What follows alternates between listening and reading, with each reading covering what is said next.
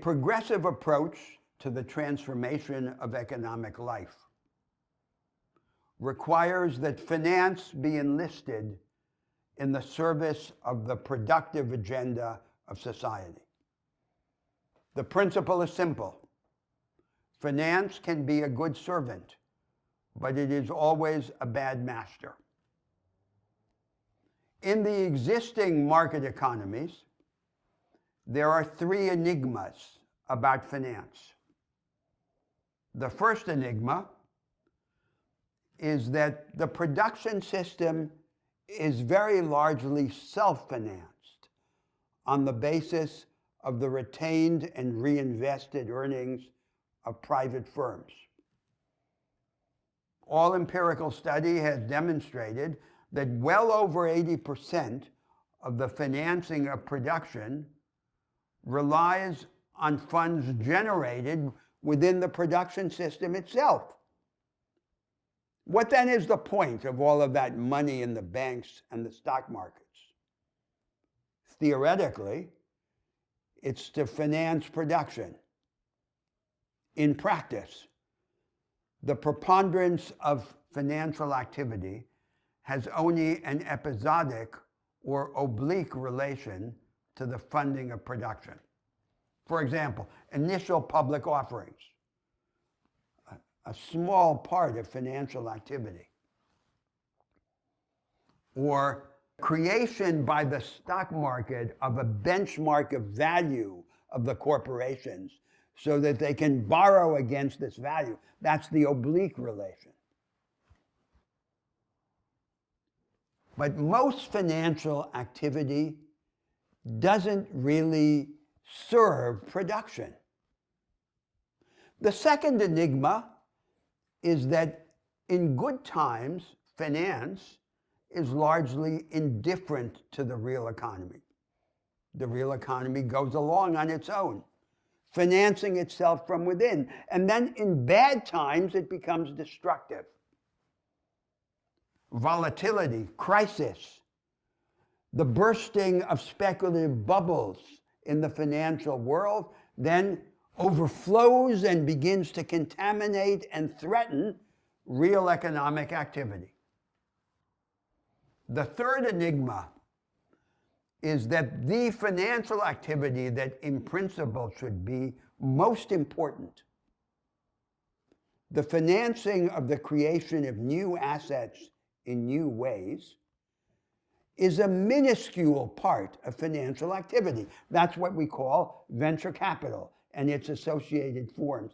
Even in the economies in the world in which it's most established, it's a tiny proportion of financial activity. All these enigmas have the same fundamental cause. The cause is the looseness of the relation between finance and production. The financial sector grows. It undergoes a hypertrophy.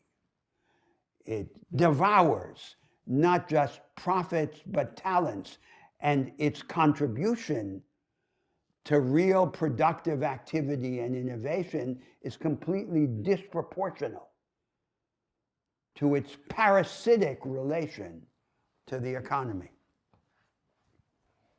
The established way of thinking about the market economy, and therefore also about finance, is incapable of understanding these enigmas and of taking the understanding as a basis for practical reform. Under this established way of thinking, if there is a problem about finance, the problem must have to do with some localized failure of competition, or of symmetry in information, or else in a localized failure in the regulatory response to the localized market failure. What this way of thinking disregards is the possibility that different ways of organizing the market economy and shaping the relation of finance to production might either tighten or loosen the relation of finance to the real economy. The best way to make finance less dangerous is to make it more useful. And therefore, to tighten the relation between finance and production. Financial deepening instead of financial hypertrophy. How are we to achieve that goal? We can achieve it by negative and by affirmative initiatives.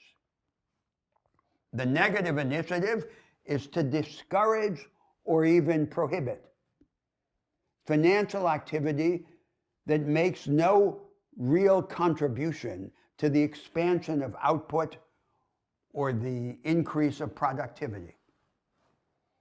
For example, futures contracts played a role in the development of commodity markets by assuring liquidity.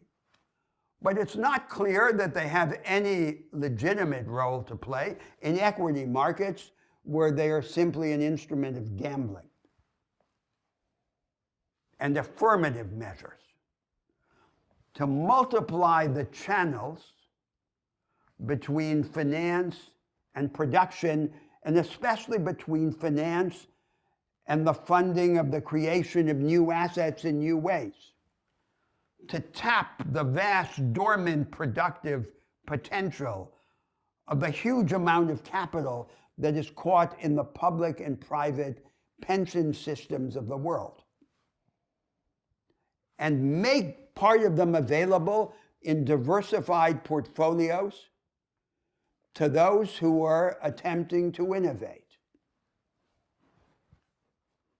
That's an example of reinventing the market. In the conventional form of thought, there are only two kinds of things that you can do with a market. You can regulate it, or you can correct after the fact its inequalities through retrospective redistribution by progressive taxation and social spending. But there's a third and much more important thing that you can do with a market order. You can reinvent it. You can innovate in the arrangements that define its constitution. And in this way, you can influence the fundamental distribution of economic advantage and opportunity.